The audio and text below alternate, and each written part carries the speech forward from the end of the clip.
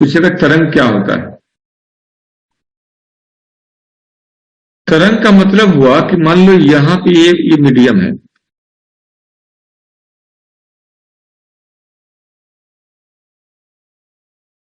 और यहां पे एक सिरे पे तुम हो, हमने यहां पे तुमको कहा कि मैंने तुम्हें काम करो, अपने हाथ से एक रस्सी को पकड़ लो।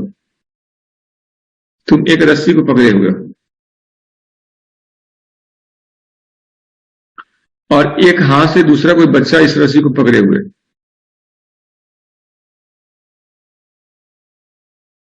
एक तरफ से दूसरा बच्चा पकड़े, एक तरफ से तुम पकड़े हुए हो। ठीक है, अब मुझे बताओ, अगर ए ने, ठीक है, चाहे मनीषा ने अगर धक्का दिया, इस स्ट्रिंग को खींचा, झटका लगाया, तो मेघा रानी के पास क्या जाएगा? मेघा को चोट लगेगा कि नहीं लगेगा? रस्सी में कंपन हो जाएगा सर।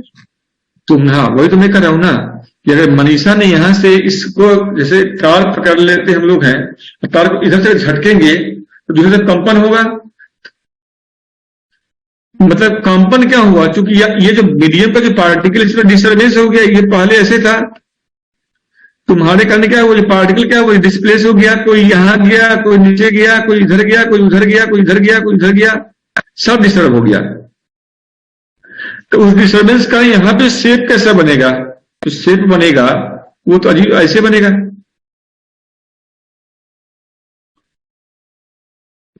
तो ये इसको कहते क्या है?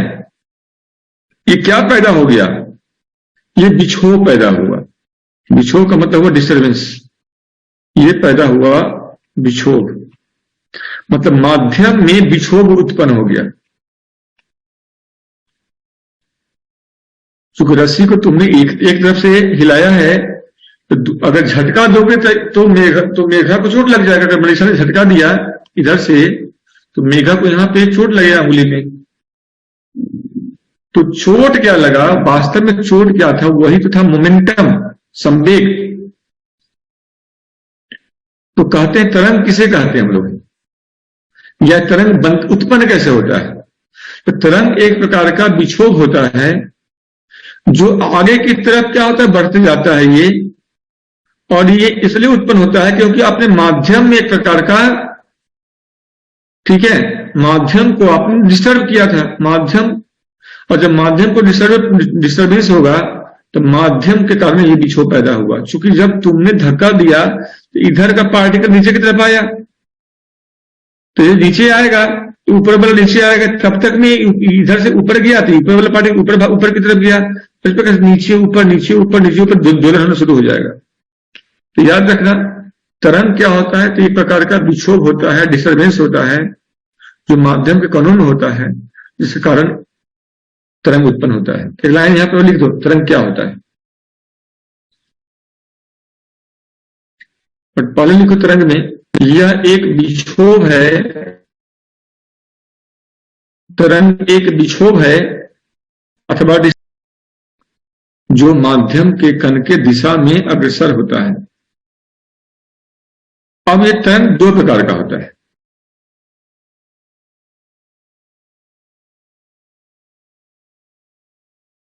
ये तरंग क्या होता है? दो प्रकार का होता है। एक को बोलते हैं प्रत्यास्थ, इलास्टिक, और एक को हम बोलते हैं इलेक्ट्रोमैग्नेटिक।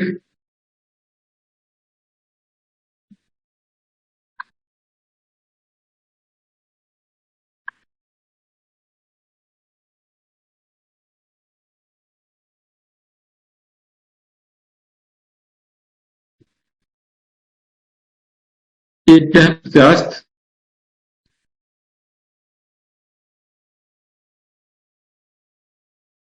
और एक क्या है? इलेक्ट्रोमैग्नेटिक, विद्युत चुंबकीय।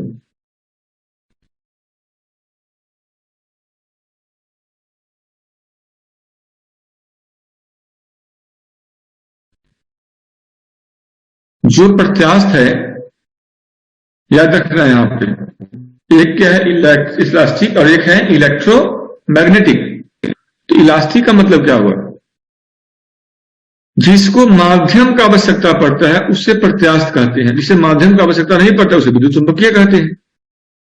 यहां लिख दो, इसे माध्यम का आवश्यकता पड़ता है, माध्यम का आवश्यकता पड़ता है।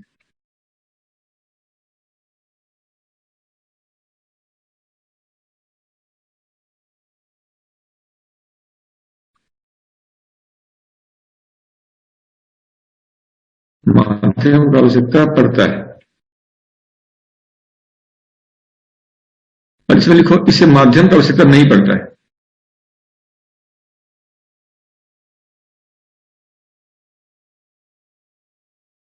मतलब विद्युत चुंबकीय को माध्यम की आवश्यकता नहीं है, इलास्टिक को माध्यम की आवश्यकता है।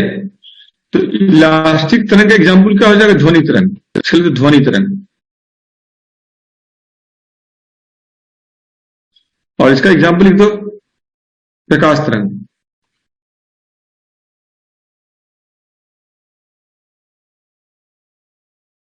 एक तरफ है ध्वनि तरंग और एक तरफ है प्रकाश तरंग। अब बेसिक डिफरेंस क्या है? ध्वनि तरंग में और प्रकाश तरंग में बेसिकली अंतर क्या होता है? ध्वनि और प्रकाश, देखा एक पार्टिकल है, एक पार्टिकल है, एक पार्टिकल है, एक पार्टिकल है। तो यहां पे अपने ये आगे को धक्का मारा फिर पीछे आ गया, ये अपने आगे को धक्का मारा पीछे आ गया, ये अपने आगे को धक्का मारा पीछे आ गया। तो इस पर जो पार्टिकल्स है, जो कण है, ये कण क्या करता है? यहां पे आगे पीछे दोलन करता है, आगे पीछे दोलन करता है, आगे पीछे दोलन करता है। और नतीजा क्या होगा? तरंग का प्रवाह आगे की तरफ होगा। एक्सक्यूज मी सर, ये पीछे कैसे आएगा सर? आगे तो मोमेंटम मिला, अब मोमेंटम मिल गया इसको, पार्टिकल है तो मोमेंटम आगे दे दिया, अब मोमेंटम लूज किया फिर पीछे आ गया।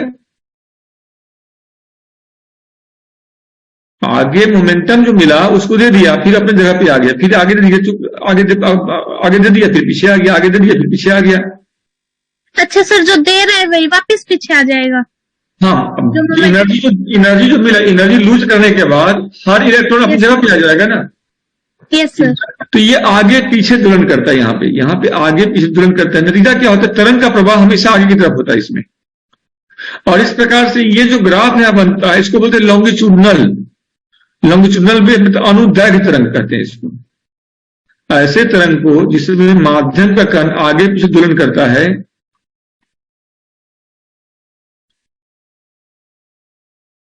उसे क्या कहते हैं? अनुदैर्घ्य तरंग। इसे क्या कहेंगे? अनुदैर्घ्य तरंग।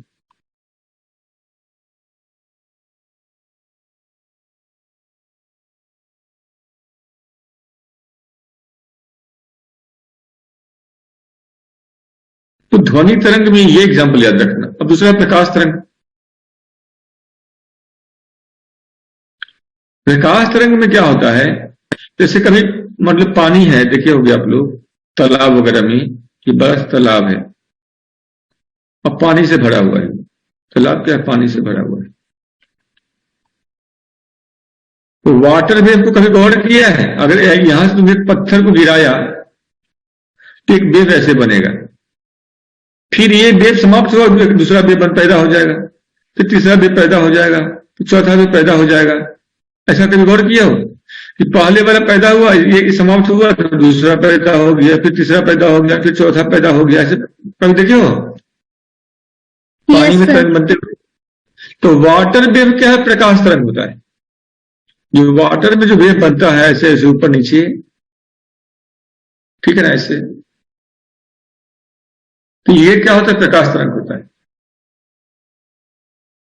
ये बात समझ में आ रहा है? ये बात समझ में आ रहा है? Yes no? Yes sir. Yes sir. और मैं देखता हूँ ना, मैं कल से कुछ पावर, मुझे मैं भी एक्चुअली लगातार क्लास होता है ना अभी, तो मैं कुछ पावर पॉइंट बना करके अब आगे से आगे आगे जो क्लास हो उसमें दिखाएंगे तुमको, थोड़ा और अच्छा लगेगा। पावर पॉइंट बना कर रखेंगे कल से, ताकि तुम लोग को और जो है समझाने में मुझे भी सुविधा रहे। और तो यहाँ पे याद रखना। तो वेव, इसमें क्या हो रहा है? प्रकाश वाले में तो याद रखना प्रकाश वाले में क्या होता है कि जो माध्यम का कण होता है, ये कण सब है, या आगे अगला डायग्राम देखते हैं। प्रकाश वाले में क्या होगा, ये माध्यम का कण है ये। तो ये इसमें गमन क्या होगा, ये ऊपर की तरफ जाएगा, ये नीचे की तरफ आएगा, ये ऊपर की तरफ जाएगा, ये नीचे की तरफ आएगा। तो नतीजा क्या होता है, ये वेव जो बनता है ऐसे बनता है।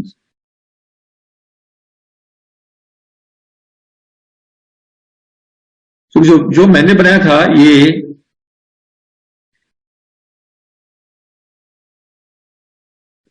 एक उठ रहा है, एक धस रहा है, यहाँ उठ रहा है, यहाँ धस रहा है, यहाँ उठ रहा है, यहाँ धस रहा है, यहाँ उठ रहा है, यहाँ धस रहा है। तो वो ये उठ रहा है, ये धस रहा है, ये उठ रहा है, ये धस रहा है, ये उठ रहा है, ये धस रहा है। तो जो उठ रहा है इसको बोलते हैं शीर्ष, क्रेस्ट, और जो धसा हुआ है इसको बोलते हैं गर्त। मतलब हाँ, ये हो गया गर्त, ये ट्रफ, और ये हो गया शीर्ष। मतलब एक बार यहां पे तरंग पार्टिकल के माध्यम से क्या ये उठ रहा है, जैसे मान लो यहां पे जो रेखा है, यहां पे ये रेखा है, तो यहां पे कण क्या हुआ, उठ रहा है, ऊपर की तरफ उठ रहा है, फिर वेव ऐसे नीचे आ रहा है, फिर ऊपर उठ रहा है, फिर नीचे आ रहा है, फिर ऊपर उठ रहा है, फिर नीचे आ रहा है। तो नीचे आने का मतलब गर्त बन रहा है। तो माध्यम का ऊपर की तरफ या नीचे की तरफ, ऊपर की तरफ या नीचे की तरफ दोलन करता है, और तरंग का प्रवाह आगे की तरफ होता है। ये माध्यम का कण ऊपर नीचे दोलन करता है और तरंग का प्रवाह आगे की तरफ होता है। तो ये होता है प्रकाश तरंग में, ये होगा प्रकाश तरंग। और ऐसे तरंग को हम लोग कहते हैं अनुप्रस्थ तरंग। ये क्या हो गया, अनुप्रस्थ तरंग। सर जैसे इंग्लिश में क्या कहते हैं, ट्रांसवर्स वेव। चलो यहां पे देखना, तो पानी के सतह याद रखना कि वाटर, जब हम पानी में कोई पत्थर गिराते हैं, ईंट पत्थर, तो हमें वो जो दिखता है बिल्कुल ऐसे दिखता है। ये डायग्राम बना लो, कैरेक्टरिस्टिक ऑफ साउंड वेव।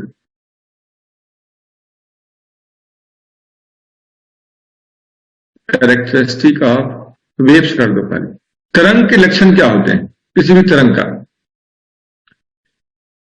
मान लो मैंने यहां पे ये एक रेखा खींचा, एक्स एक्सिस वाई एक्सिस, और यहां पे एक तरंग है, ऊपर की तरफ जा रहा है, नीचे आ रहा है, ऊपर जा रहा है, नीचे आ रहा है, ऊपर जा रहा है, नीचे आ रहा है, ऊपर जा रहा है, नीचे आ रहा है, ऊपर जा रहा है, नीचे आ रहा है। और ये बीच से मैंने एक लाइन ले ली यहां से, ठीक है। अब तुम लोग मुझे बताओ, नंबर 1, तरंग के लक्षण का क्या होता है। उसका सबसे पहला लक्षण होता है उसका आवृत्ति क्या होता है।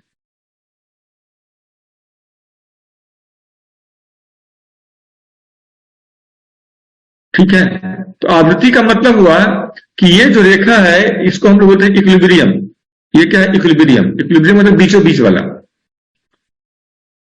तो आवृत्ति का मतलब क्या हुआ, कोई तरंग प्रति सेकेंड, 1 सेकेंड में कितना बार इस इक्विलिब्रियम के ऊपर नीचे कंपन करता है, उसे आवृत्ति कहते हैं। 1 सेकेंड में तो कोई बच्चा ज्यादा बोलता है, कोई बच्चा कम बोलता है। जैसे लड़कियां 1 सेकंड में कहते हैं आमतौर से ज्यादा बोल लेती हैं, पुरुष 1 सेकंड में कम बोलता है। ऐसा है क्या? नहीं सर, ऐसा बिल्कुल नहीं है, ये थोड़ा बहुत ही है। सर लड़कियों की आवाज पतली होती है सर, लड़कों के हाँ, लड़का तो जल्दी बोल लेती हैं थोड़ी। हाँ, लड़कियां थोड़ा जल्दी बोल लेती हैं। और अगर लड़कियों को थोड़ा सा और कुछ छेड़ दो कोई कि बोल दे कि भाई नमक सब्जी में कम हो गया है, तो फिर लड़की का आवाज तो एक साथ ही बोल देगी सारा बात, करना धरना कुछ नहीं, नमक तेल की बात कर रहे हैं। सर ये तो तारतम्य के कारण होता है, जो आवाज पतली मोटी होती है। तारतम्य का भी बात करेंगे हम लोग। मैं ये कह रहा था कि इसमें आवृत्ति भी कुछ होता है कि नहीं होता है। आवाज पतला होने में क्या आवृत्ति का योगदान नहीं होता है? होता है सर, हाँ, होता है सर। जो तारतम्य है इसको बोलते हैं पिच। तो पिच क्या है, वो आवृत्ति के बराबर ही होता है। जो है वही आवृत्ति है, या आवृत्ति है वही तारतम्य है। तो अगर लड़कियों के हम बाद में बात करेंगे, अभी तो से देख लेते हैं आवृत्ति होता क्या है। आवृत्ति को इंग्लिश में क्या कहते हैं? फ्रीक्वेंसी। फ्रीक्वेंसी।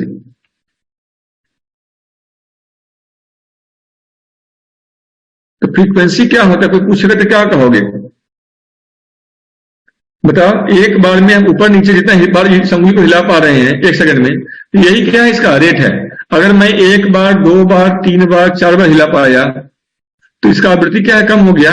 अगर मैं इसको ज्यादा बार हिला पाया फिंगर को ऐसे, तो ये क्या हो गया, ये बढ़ गया। तो आवृत्ति क्या होता है, किसी तरंग के द्वारा प्रति सेकंड किया गया कुल कंपन, ऐसे कह सकते उसको आवृत्ति कहते हैं।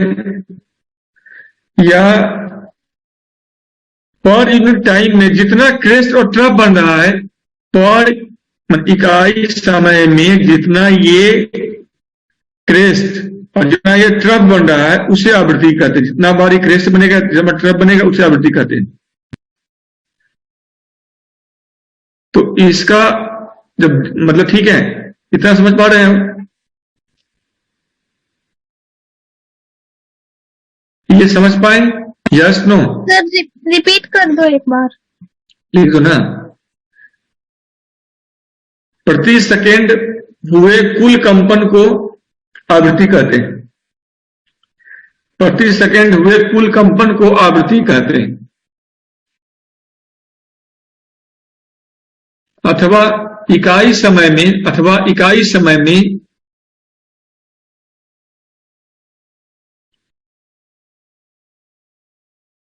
बने हुए शीर्ष तथा गर्त के संख्या को आवृत्ति कहते हैं। इकाई समय में निर्मित हुए शीर्ष अथवा गर्त के संख्या को आवृत्ति कहते हैं।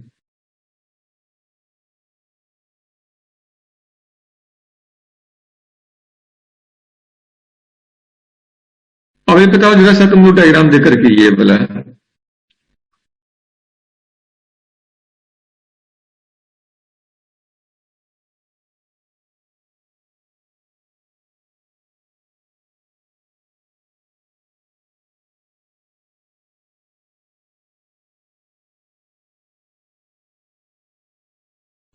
दोस्तों, आवृत्ति ज्यादा किसमें है, ए में कि बी में कि सी में? अगर एक सेकंड में ये, एक सेकंड में ये हुआ है, एक सेकंड में ये हुआ है, एक सेकंड में ये हुआ है, सी में ज्यादा है सर। आवृत्ति सी में ज्यादा है। और ए और बी में, इस दोनों में से ज्यादा किसमें होगा? ए में सर। गुड, ए में ज्यादा है। ठीक है, तो आवृत्ति यही होता है कि नंबर ऑफ, अगर मैं डायग्राम बना दूं, अब बताओ यहां पे, तो आवृत्ति यहां पे ज्यादा है ना? Yes sir. और यहां पे कम हो गया? Yes sir. याद रखना, नंबर ऑफ वाइब्रेशन पर सेकेंड या number of trough and crest पर सेकेंड इज कॉल्ड फ्रीक्वेंसी। एक सेकंड में या यूनिट टाइम में जितना बना वो, तो इसको याद रखना। अब दूसरा बताओ तुम लोग।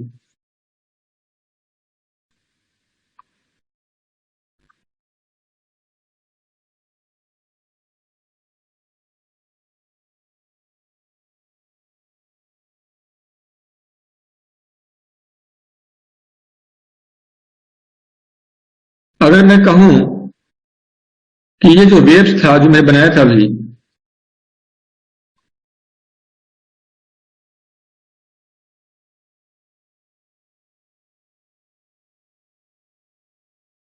इसमें वेवलेंथ क्या होता है? तो वेवलेंथ का मतलब हुआ यहां से एक, अगर ये क्रेस्ट है और ये क्रेस्ट है, या ये ट्रफ है और ये ट्रफ है, मतलब ये दोनों शीर्ष है और दोनों गर्त हैं, इसके बीच का जो दूरी है, कुल जो दूरी है, ये डिस्टेंस, ये होता है तरंग दैर्घ्य। तो दूसरा है तरंग दैर्घ्य, मतलब वेवलेंथ। तो वेवलेंथ इसको बोलते हैं अंग्रेजी में। ये क्या होता है? तो नंबर ऑफ, मतलब distance between two consecutive crest or two consecutive trough is called wavelength। दो शीर्ष अथवा दो गर्त के बीच के दूरी को तरंग दैर्घ्य कहते हैं। लिख लो, दो क्रमागत शीर्ष अथवा क्रमागत गर्त के बीच के दूरी को तरंग दैर्घ्य कहते हैं। दो क्रमागत शीर्ष अथवा क्रमागत गर्त के बीच के दूरी को तरंग दैर्घ्य कहते हैं।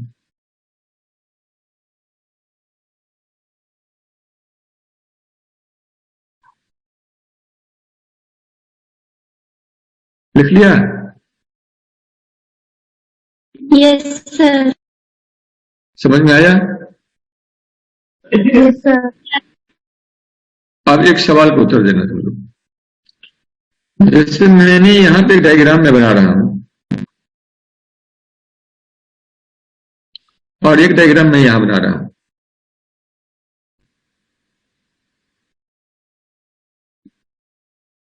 बताओ तो आवृत्ति ज्यादा किसमें है? बी वाले में। मतलब बी वाले में आवृत्ति ज्यादा यस है सर। और ए वाले में आवृत्ति कम है सर। तो बताओ तरंग दैर्घ्य ज्यादा किसमें है? फर्स्ट में सर। तो मतलब अगर तरंग दैर्घ्य घटेगा तो आवृत्ति बढ़ेगा। यस सर, उसमें डिस्टेंस कम हो जाएगा। हो जाएगा ना? तो Yes, इसका sir. मतलब है तरंग दैर्घ्य आवृत्ति क्या इनवर्सली प्रोपोर्शनल हो गया? Yes sir. तो यहाँ पे एक संबंध लिख दो।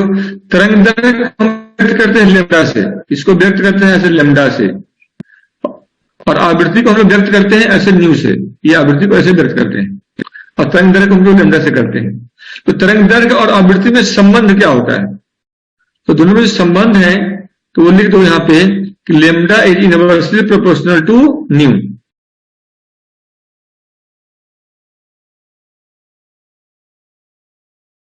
Lambda is inversely proportional to new.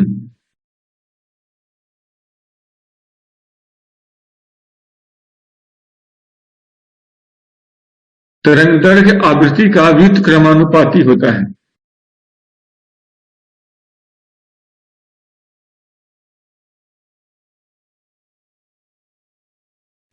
फिर से बताना सर। तरंग दैर्घ्य आवृत्ति का व्युत्क्रमानुपाती होता है। Wavelength is inversely proportional to frequency. यहां पे लिखा हुआ है फॉर्मूला देख लो। व्युत्क्रमानुपाती। हाँ, व्युत्क्रमानुपाती, ऐसे ओके व्युत्क्रमानुपाती। सर। नेक्स्ट है, मैंने कहा था कि जब भी ये करना,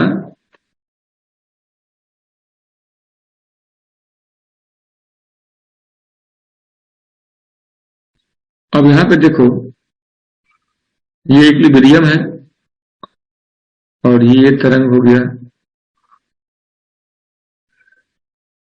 अभी बताओ तो कहते जो माध्यम का कण है यहाँ पे उसका चाहे इस तरफ विस्थापन हो या जो कण है उसका इस तरफ विस्थापन हो, तो अगर अधिकतम विस्थापन को हम लोग कहते हैं एम्पलीट्यूड, आयाम।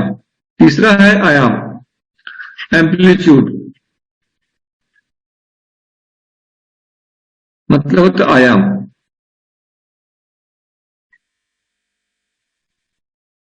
मतलब माध्यम के कण का अधिकतम विस्थापन। तो अगर मैं यहां पे एक डायग्राम बनाऊं और यहां पे तुमको एक डायग्राम बनाकर दिखाएं और एक और डायग्राम बनाएं और तुमसे ये पूछें, अब बताओ अधिकतम विस्थापन किसमें है? इस वाले में इसमें होगा कि ये ए पॉइंट पे है अधिकतम, कि बी पॉइंट पे है अधिकतम, कि सी पॉइंट पे है अधिकतम, कि यहाँ पे ए पे, हाँ कि बी पॉइंट पे सर। बी पे क्या है? अधिकतम विस्थापन है, ये अधिकतम विस्थापन है। तो ये क्या हो गया? एम्पलीट्यूड हो गया। एम्पलीट्यूड का परिभाषा होता है कि माध्यम के कण का इक्विलिब्रियम से किसी भी तरफ ऊपर अथवा नीचे हुए अधिकतम विस्थापन को आयाम कहते हैं। अधिकतम विस्थापन को आयाम कहते हैं। एक लाइन लिख दो, माध्यम के कण का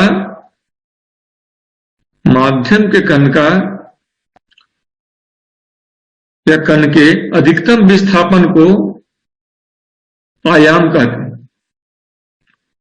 अधिकतम विस्थापन को आयाम कहते हैं, जो इक्विलिब्रियम के किसी भी तरफ हो सकता है, जो इक्विलिब्रियम के किसी भी तरफ हो सकता है।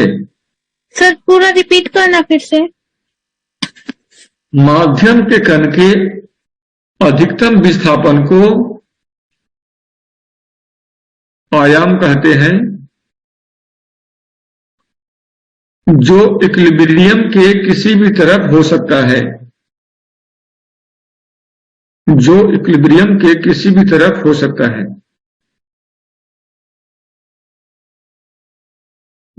तो इक्विलिब्रियम तो ई जो लिखा हुआ इसको बोलते हैं इक्विलिब्रियम, और ये माध्यम का कण है, तो चाहे ऊपर की तरफ हो या नीचे की तरफ हो, जो अधिकतम विस्थापन होगा उसे हम लोग आयाम कहते हैं। तो यहां पे देख रहे हो, यहां पे बी पॉइंट पे ज्यादा है, और मैं यहाँ पे डी कहता हूं, यहाँ पे ई कहता हूं, तो ये ई पॉइंट पे क्या है, ज्यादा है, इससे कम एफ पे है। तो जो अधिकतम विस्थापन है उसे हम लोग आयाम कहते हैं। यहां तक क्लियर हो गया? यहां तक सारे बच्चों को क्लियर हुआ? Yes no? Yes sir. Yes sir. Next है इसके बाद टाइम पीरियड, आवर्तकाल। टाइम पीरियड, टाइम पीरियड क्या होता है? एक तरंग को बनने में लगा हुआ कुल समय को आवर्तकाल कहते हैं। जैसे एक तरंग है, ये इक्विलिब्रियम हो गया, और यहां से एक तरंग बन रहा है, ये गया एक तरंग, ये आया यहां पे, और यहां एक तरंग होगी, यहां से बनना शुरू हुआ, यहां पे आकर के ये दूरी है टोटल, ये हुआ एक तरंग। मतलब क्या हुआ? एक शीर्ष प्लस एक गर्त को तय करने में लगे समय को आवर्तकाल कहते हैं। एक शीर्ष तथा एक गर्त को पूरा करने में लगे समय को आवर्तकाल या समयकाल कहते हैं। राइट, लिखना जरा सा।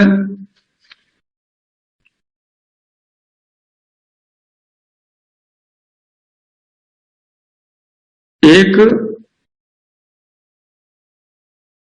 शीर्ष तथा गर्त को, एक शीर्ष तथा गर्त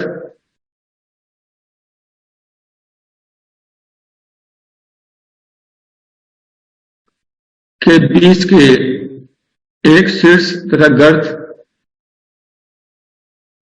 के बीच के बनने में लगे समय को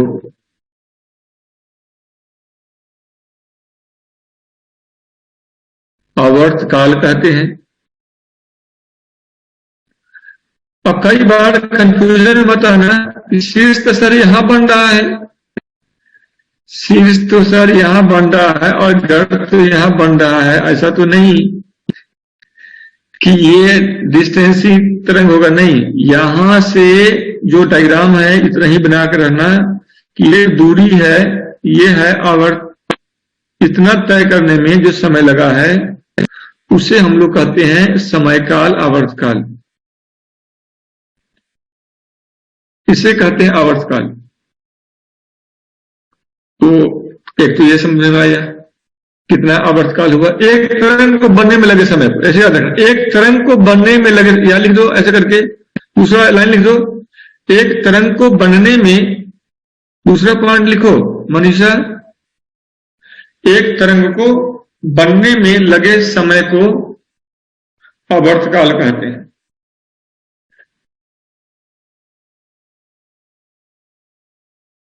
एक तरंग के बनने में लगे समय को आवर्तकाल कहते हैं।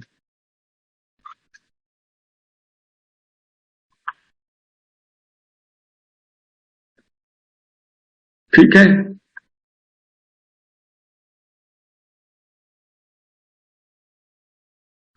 इतना समझ में आ रहा है? Yes sir. चलो ठीक है, तो अगर इतना समझ में आ गया ना तो फिर कोई दिक्कत नहीं। क्या होता क्या है ना, कई दफा कि हम समझने का प्रयास करते रहते हैं लेकिन हम समझ नहीं पाते हैं, क्योंकि हमें कई दफा कंफ्यूजन होता है।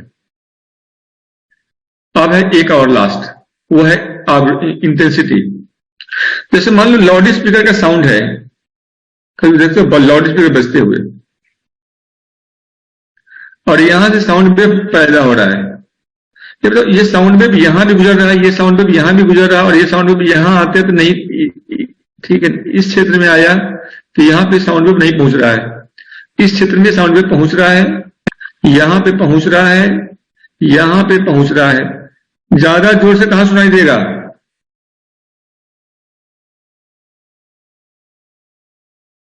ए पॉइंट पे ज्यादा सुनाई देगा कि बी पॉइंट ज्यादा सुनाई देगा कि सी पे ज्यादा सुनाई देगा कि डी पे ज्यादा सुनाई देगा? ए पॉइंट पे सर, ए पॉइंट पर। यहाँ पे मैक्सिमम होगा, यहाँ पे डिक्रीज कर जाएगा, घटेगा, मैक्सिमम से कम होगा, यहाँ पे कम होगा, यहाँ पे अत्यधिक कम होगा, एकदम अत्यधिक कम होगा, मैक्सिमम अत्यधिक कम हो जाएगा, और यहाँ पे आ ही पहुंच ही नहीं पा रहा है, यहाँ पे कुछ भी सुनाई नहीं दे रहा है, यहाँ पहुंच नहीं पा रहा है। तो मैक्सिमम क्या है? यही तो आवृत्ति है, यह है इंटेंसिटी।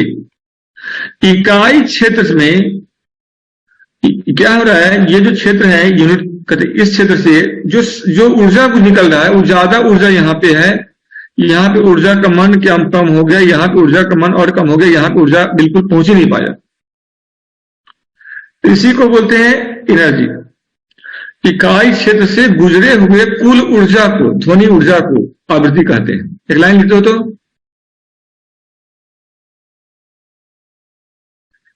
इकाई क्षेत्र से गुजरे हुए ऊर्जा के, इकाई क्षेत्र से गुजरे हुए ऊर्जा के कुल मात्रा को,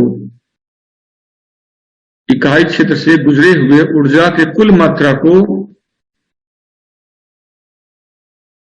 तीव्रता कहते हैं, इंटेंसिटी कहते हैं। सर रिपीट करना एक बार। इकाई क्षेत्र से गुजरे हुए ध्वनि ऊर्जा के कुल मात्रा को तीव्रता कहते हैं।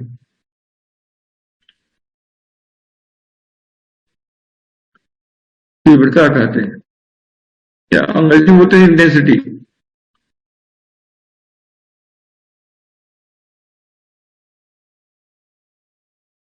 तीव्रता किसे कहते हैं, इसको याद रखना है सब सारा।